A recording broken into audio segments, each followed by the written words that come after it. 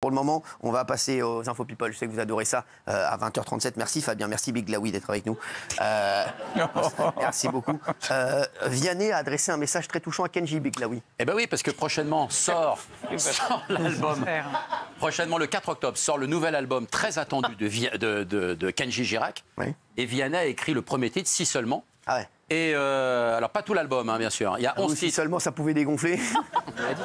Il y a 11 titres. L'album s'appelle Vivre. Il y a 11 titres. Et alors, évidemment, ils ont travaillé depuis de longs mois ensemble. Et surtout, toutes les chansons du répertoire aujourd'hui de Kenji Girac sont très influencées par le fait divers qu'il a vécu tristement, évidemment, au mois d'avril. Ah oui. Donc, il y a des chansons. Il y a une chanson qui s'appelle Papa sur l'album, par exemple. Ah ouais. Il y a une chanson qui s'appelle Je te salue. Il y a une chanson Comme avant, Chiribi, Pourquoi, J'ai changé. Il y a des titres incroyablement qui illustrent bien finalement le fait divers de cette année dont il a été. Changé, etc. Bah oui, c'est ça. Bah, en tout cas, il y a des messages qui s'adressent à Vous avez écouté l'album? Son épouse. Non, j'ai écouté un titre. Ah d'accord. Et d'ailleurs, demain. D'ailleurs, un événement. Non, mais un événement important. Demain, c'est à midi que le clip de Si seulement sera en ligne. D'accord, très bien. Demain à midi, ne pas manquer. Ouais, t'inquiète pas. Ouais. Bon, on va arrêter. Donc, il a fait un message. On va éviter de bouffer, t'inquiète pas. Ouais. Donc Vianney. J'adore Kenji, moi. Donc. Et Vianney a fait un message magnifique de tendresse, d'admiration. Il salue le courage de garçon. Ah bah, tiens, toi aussi, choisis ton courage. Porter ça toute la journée, c'est pas évident. Jane Birkin, ça y est, elle a vendu sa maison. Oui, alors ça y est, la maison est vendue à 1 million d'euros. Et c'est une autrice merveilleuse qui avait vendu plus d'1 million de son livre. Ouais, Mémé dans les orties. Mémé dans les orties? Ouais, Mémé dans les orties. C'est un livre sur Isa? C'est un livre. Aurélie Vologne, elle s'appelle. Balogne. Ah oui, Balogne, pardon. Balogne. Et alors, 1 million de livres traduits en 15 langues. Et c'est elle qui a acheté la maison. Ah ouais. La fameuse maison. Elle a l'air cool. Cachalou, elle s'appelle la maison. Cachalou. Pour Kate, pour Charlotte et Lou, les 3 filles de Jane Birkin. Ah ouais, d'accord. Et c'est en Bretagne. Et elle a l'intention d'en faire à la fois un gîte pour personnalités qui ont envie d'écrire. Je pense à Géraldine Maillet, par exemple, qui a fait son premier roman. Ouais, mais pensez pas à moi. Hein. Bon, d'accord, mais vous pouvez un jour vous rendre, parce que comme vous êtes aussi auteur... C'est agréable. Non, mais la violence. Non, mais c'est quoi ça agréable?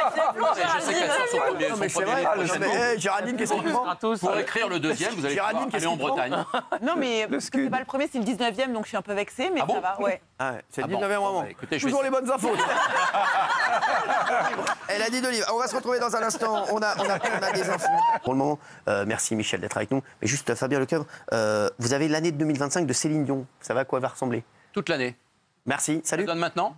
Non, bah non, non, demain. Sinon. Comme vous voulez. Non, alors j'ai appelé cette nuit le Canada, évidemment. Moi, j'avais fait un bouquin avec Céline Dion. T'as appelé le Canada Dry. Oui. T'as appelé le Canada. Alors, ils m'ont donné un peu le planning. Ils m'ont donné le planning de Céline Dion. Pour... Vous avez appelé qui au Canada? Le bureau de Céline Dion, évidemment. Ah ouais, vous avez appelé le bureau de Céline Dion. J'avais fait un bouquin avec eux. Ouais. Je connaissais bien René. René, ah oui. J'avais gardé des contacts et tout ça avec la famille et tout ça. Ouais, et donc... Alors, en fait, c'est une vraie exclusivité qu'on vous donne ce soir. Ouais, vous l'avez appelé, le bureau, vous avez dit, est-ce qu'elle va faire Céline Non, mais Dion? ils me connaissent là-bas, évidemment. D'accord. Vous avez dit qu'est-ce qu'elle va faire en 2025? Oui, exactement. Et alors? Alors, au mois de février, sort l'album en anglais, le nouvel album en anglais.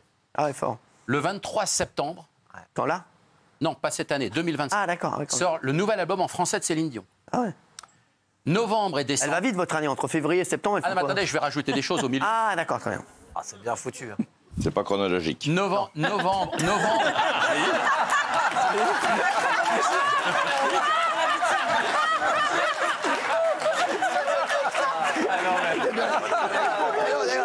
C'est pas chronologique. Non mais c'est magnifique. Alors, Novembre et décembre, elle remonte sur scène à Las Vegas. Elle apparaît sur scène, mais elle fera uniquement un concert d'1 heure tous les 4 jours. C'est tout. D'accord, d'1 heure. Et alors surtout, elle réalise son plus grand vœu, car à partir d'avril, le mois qu'il vous manquait, Cyril, Oui, bien sûr. à partir d'avril, elle commence une carrière au cinéma. Non. Oui. Oh. Et c'est son plus grand souhait depuis très très longtemps. Elle rêvait d'une carrière, d'embrasser une carrière au cinéma. Et chose faite, alors on n'a pas le nom du film, etc., ni le réalisateur encore, mais ça y est, c'est signé et elle commence ses tournages en avril 25. Donc elle va avoir une année très chargée. Et pour rassurer son public, un merveilleux public, c'est-à-dire que tous les symptômes qu'elle pouvait avoir dus à cette mauvaise maladie, eh bien, apparemment, elle a plus ça cette année. D'accord, donc elle va mieux. Elle va beaucoup mieux. Donc c'est pour la joie de millions de personnes sur Terre. Je le rappelle, aiment Céline Dion, achètent ses disques. Vous savez, Céline Dion, c'est un peu plus de 200 millions de disques quand même sur la planète. Hein. Merci. Puff Daddy a été arrêté, c'était quand cette nuit? Puff Daddy, c'était la nuit dernière, absolument, et cet après-midi, il a été inculpé. C'est un célèbre rappeur américain, très célèbre. Voilà, célèbre rappeur américain. Il a été inculpé cet après-midi. Qui ça? Pour Puff Daddy. D'accord. Et il y a 9 plaintes, c'est quand même pas rien, dont son ancienne compagne, avec qui il a vécu 10 ans, et surtout une star du X, Sissi, et qui, elle, dépose plainte aussi contre lui. Elle s'appelle Sissi, c'est son nom de scène. Hein. Je crois que vous disiez une star du X, Sissi. Ah, d'accord. Non, Sissi. Je croyais que vous disiez non, elle me disait Sissi. D'accord. Ah ben, c'est un nom de scène comme un autre. Mais alors, elles ont toutes déposé plainte pour violence, quand même. proxénétisme en même temps. Parce que souvent, quand ils signaient un contrat, il y avait des cadeaux de femmes, ce qui arrive aux États-Unis assez fréquemment. C'est un non-dit de la société, évidemment. Bien sûr. Mais quand vous signez un bon contrat, on vous offre parfois une nuit avec une star du X. Ah, merci, merci. Donc voilà, oui, c'est un mauvais dossier pour lui, et je pense que là, ça va coûter cher, je pense. À 57 ans, Vincent Cassel attend un enfant avec sa nouvelle compagne. Et oui, Nara, sa nouvelle compagne de 27 ans, qui est enceinte. Donc bientôt, un heureux événement. C'est le 4e enfant déjà dans sa génération. Il est, voilà, vous avez les photos derrière de Nara, qui est plutôt une jolie femme. On ne vous a pas demandé votre avis. Non mais sérieux, mais qu'est-ce qu'il a lui?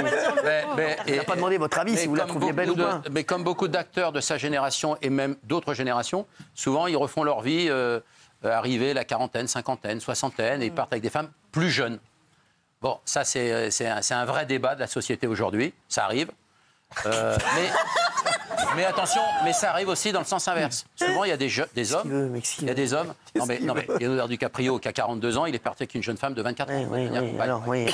Vous avez des contre-exemples. Michel Sardou, son dernier mariage avec Anne-Marie, elle avait 2 ans de plus que lui. D'accord, 2 ans. Donc plus âgée que sa précédente femme. 2 ans. Ça peut arriver. Vous avez Demi Moore, grande spécialiste, qui a 61 ans et qui a un jeune homme dans sa vie maintenant de 20... spécialiste de quoi? Grande spécialiste. Pardon? Grande spécialiste. Des jeunes. Des jeunes. Ça va les prendre de plus en plus jeunes en avançant dans l'âge. Bon, c'est factuel, hein, c'est un constat comme ça. Moi, je n'ai pas d'avis là-dessus. Mais son dernier compagnon à Demi Moore, il a 24 ans, 25 ans. Bon, ça arrive. Après, vous avez Maria Carey, qui elle a 46 ans. Elle a pris un compagnon de 11 ans de moins. Ah ouais, tranquille. Ouais. Et c'est comme ça. Ça arrive. Bah, posons la question si vous voulez autour de ça. Non, mais t'emmerdes pas. Non. T'emmerdes pas, d'accord. Petite info. On a su ce qu'avait dit Teddy Riner à Emmanuel Macron lors de la parade des champions, quand il lui a remis sa cravate. Oui, alors il s'est expliqué récemment. Et alors il a expliqué, le président s'est approché de lui. Alors en fait, il avait retiré sa cravate au départ. Il faisait trop chaud sur le podium, déjà. Et puis, et puis quand il a dû lui remettre ce fameux... Il a été fait commandeur dans l'Ordre national du mérite. Donc c'est une cravate qu'on remet. C'est pas une médaille, c'est une médaille au bout d'une cravate, en fait. Et alors il lui a demandé... Le président l'a un peu rhabillé, lui a reboutonné la chemise qui était un peu débraillée, etc. Et à l'oreille, il s'est excusé, Teddy Riner, au président Macron, de cette tenue, mais il était pris par la chaleur, etc. Voilà ce qu'ils ont échangé. C'est pas du tout ce qu'il lui a dit. Ah bon, vous avez une autre version? Bien sûr. Il lui a pas dit ça. Il lui a dit, je crois que personne n'a vécu ça, donc c'est encore quelque chose que je raconterai à mes petits-enfants. C'est ce qu'il a dit Emmanuel Macron. Ça n'a rien à voir, mais oui. Mais vous êtes excellent, mais je n'avais pas cette version-là. Moi, j'avais une autre version sur le fait qu'il avait un peu rhabillé avant de lui remettre la... Vous allez vous foutre de notre gueule comme on a dit. Non, mais sérieux, quoi? Mais non, mais c'est incroyable. Non, mais qu'est-ce que c'est que cet imposteur? Sans rigoler, vous êtes devenus fous, quoi. Il y a plusieurs versions qui tournent. Non, la bonne version, c'est la mienne, oui. Donc vous, c'est quoi votre version? Moi, il l'a rhabillé et il s'est excusé à l'oreille. Teddy Riner a dit... Excusez-moi pour ma tenue, président. Teddy Riner. Et Gilles, tu as quoi comme info? Je partage votre version, Cyril. Ah, bien sûr. L'imposteur sort ça, ouais. Bien sûr. Vous n'aviez pas tout, en tout cas. Vous non plus, vous n'avez rien. Vous n'avez rien. Dans un instant, les folles révélations sur l'affaire du homejacking hier. Vous allez voir, le retournement de situation est fou. Juste avant, Michael Youn est devenu chauve complètement. Oui, Michael Youn est complètement chauve, mais c'est pour les besoins d'un film, évidemment. Il va tourner un film produit par l'UGC qui s'appelle Comme un œuf. Ah, d'accord. Donc il a commencé le tournage là il y a quelques jours. D'accord. Et il réattaque le 24 septembre. Enfin voilà, donc il se rase la tête. Moi je le connais bien parce que c'était mon élève. Ah oui? Oui. J'étais son prof pendant 1 an au Studio École de France. Ah ouais, vous étiez prof? Oui. Il devait avoir une belle vue, les élèves. Hein. Oui, on se connaît bien. Et il est né le même jour que moi en plus. Ah ouais, Pas la même année. Quel jour? 2 décembre. Ah ouais, très bien. Vous reviendrez le 2 décembre.